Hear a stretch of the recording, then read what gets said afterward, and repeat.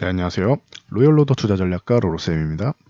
자, 2020년 5월 3일 일요일 주말 시황 시작하도록 하겠습니다.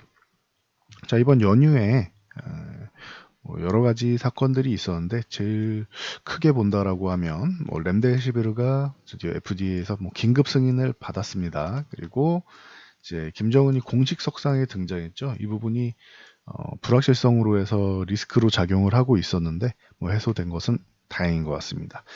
자, 그리고 월요일 날 개장한 다음 화요일에 어린이날까지 휴장하면 그 다음은 추석 연휴까지는 휴장이 없습니다. 이 부분 간단히 확인해 드리도록 하겠습니다. 자, 먼저 다우지수 같은 경우는 우리 증시가 휴식을 하는 동안 첫날 수요일이죠. 상승을 보였고 2%대 상승을 보였고 60일선 도전을 했으나 다음날 꺾여 내려왔습니다. 그래서 지수로 치면은 24,000포인트 안착에 실패한 것이 되고요. 그리고 이평선으로 치면은 60일선 분기라고 보면 되겠죠. 3개월 분기 평선 쪽을 이제 저항받고 그래도 21선 쪽은 아직까지 이탈하지 않았다.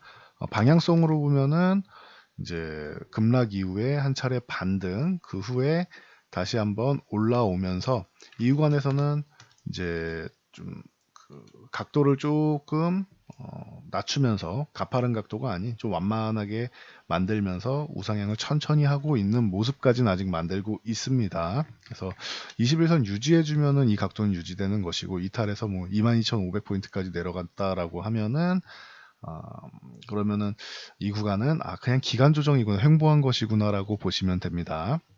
확률상으로는 지금 우리가 지금 이 급락이 나온 가장 큰 이유인 이제 코로나19에 대한 치료제로 렘데시비르가 승인을 받았다라고 하면은 이제 위기감은 한층 이제 완화될 것이라고 보고 있습니다. 그래서 한 가지 이슈는 좀 어느 정도 되어가는 구간이니 중국이랑 우리나라는 어느 정도 해결이 됐고 미국하고 유럽도 정점을 지나고 있는 가운데 치료제 승인이 나왔으니 이 부분은 긍정적으로 작용할 가능성이 매우 높겠죠.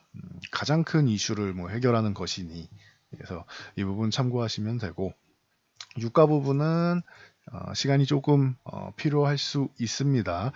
중요한 거는 감산도 감산인데 수요 감소가 이게 문제인데 이것도 코로나랑 연관이 있죠. 코로나19가 빠르게 해결이 되고 정리가 된다라고 하면 유가 수요 부분도 빠르게 턴될 가능성이 높아지겠죠. 그러니 원인을 해결하면은 많은 것들이 빠르게 제자리를 찾아가기 위해서 노력을 할 것이라 생각합니다.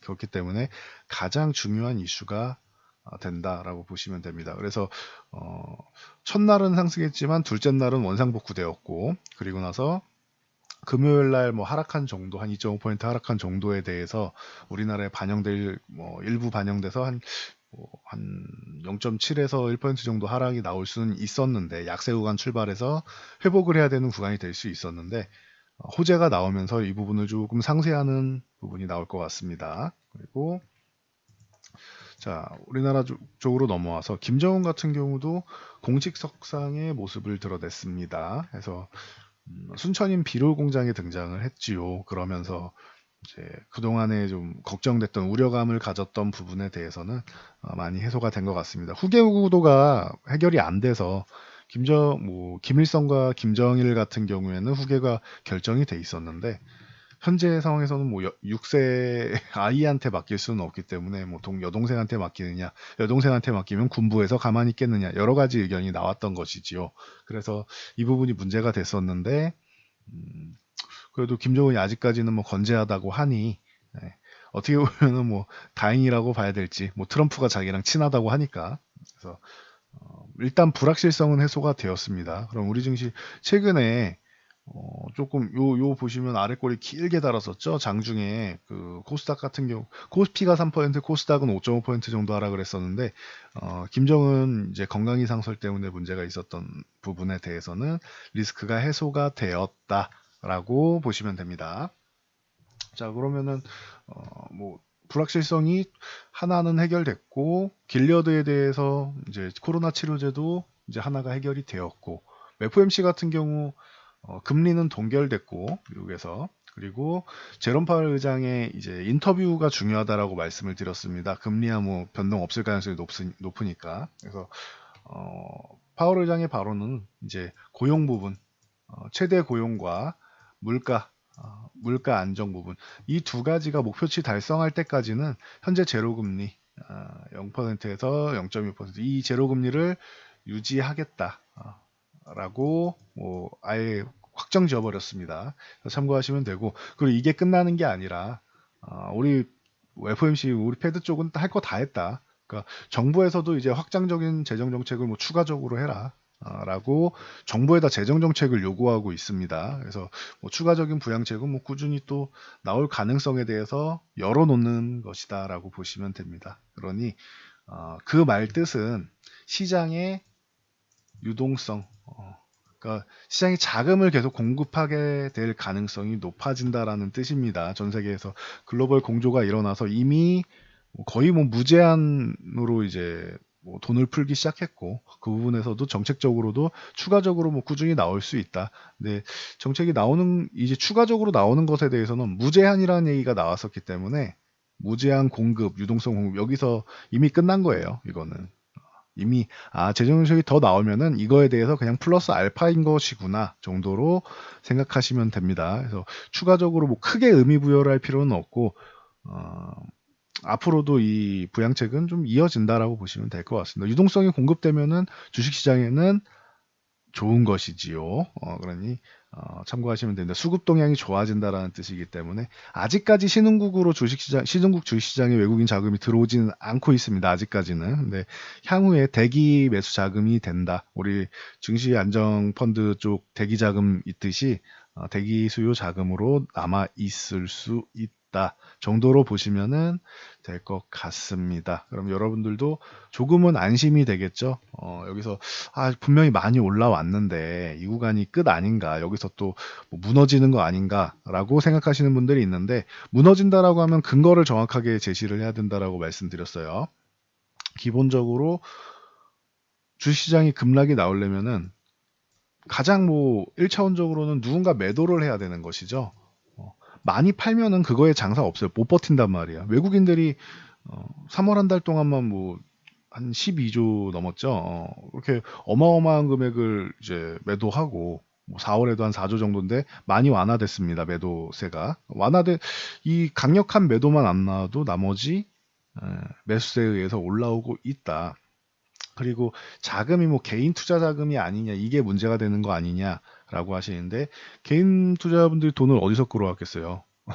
기관에 있던 뭐 펀드 해지하고 기존에 이제 금리가 낮아지니까 뭐 적금 같은 경우 뭐 기존에 있던 현금 같은 경우 해결을 해서 자금을 투입을 한 것이죠. 그러니 여기서 한 차례 개인 투자분들 중에서는 뭐 짧게 이 정도면 나는 만족해 하고 이제 수익 실현하시는 분들이 나오더라도 이 부분에 대해서는 시장에서 지금 수급이 다 받쳐주고 있기 때문에 올라가는 것이다. 최근에 시장을 이제 다시 단기적으로 보고 떠나는 분들이 꽤 있으신데 전혀 반영하고 있지 않죠. 심지어 연휴를 앞두고도 거래량이 폭발적으로 늘어나면서 오히려 상승을 보였습니다.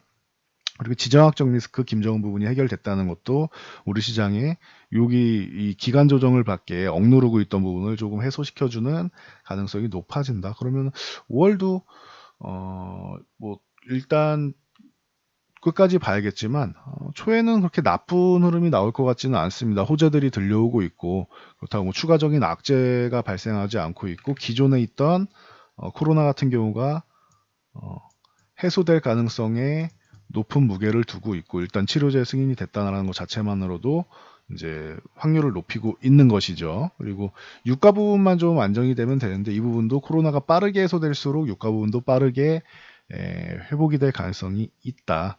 조금이라도 빨라지겠죠.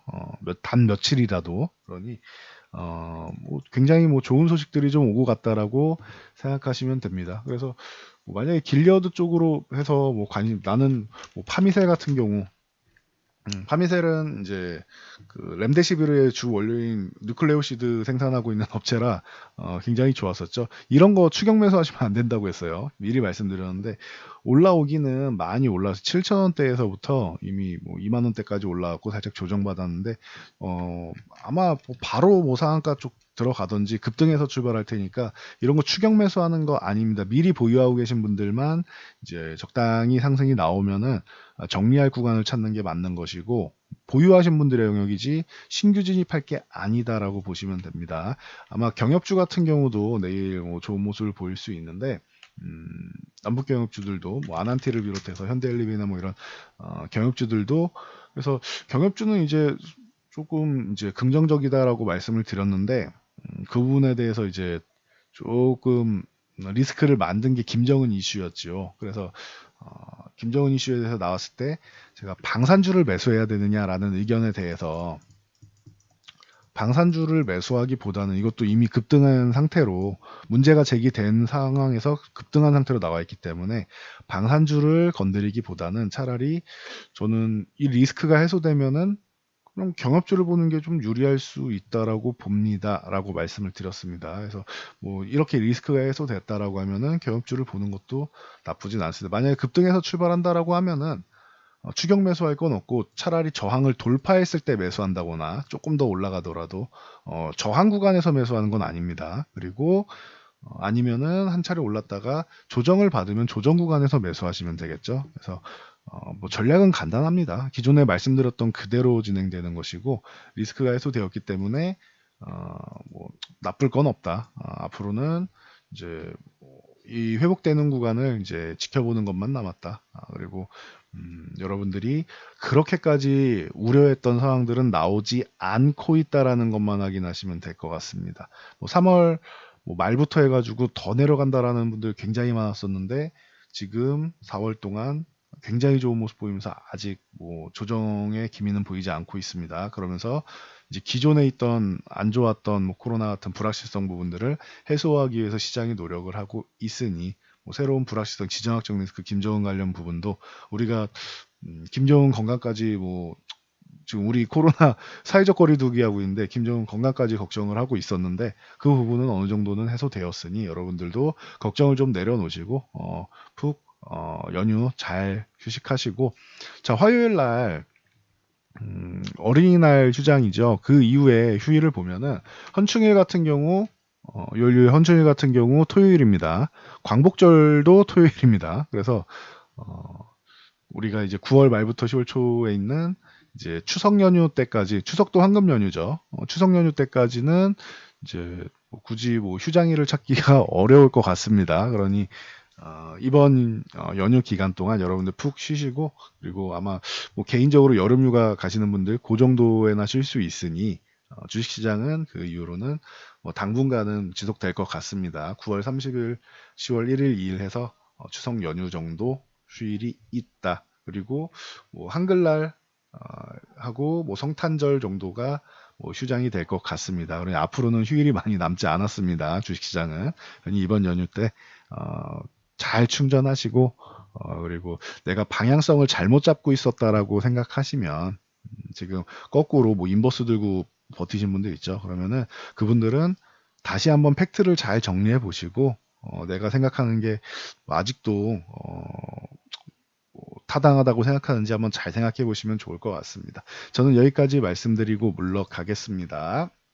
자, 우리 증시가 굉장히 생각보다 더 좋은 모습으로 잘 올라왔는데 여러분들도 힘내시고요. 그리고 지금 뭐 계좌는 뭐 굉장히 좋아지고 있기 때문에 뭐 앞으로 시장도 뭐 수급적으로 보나 이런 이슈적으로 보나 뭐 긍정적일 것 같습니다. 저는 여기까지 말씀드리고 물러가도록 하겠습니다. 여러분들 영상이 도움 되셨다면 댓글과 좋아요 하나씩 남겨주시고 그리고 영상 잘 참고해서 모두 성공 투자하시기 바랍니다.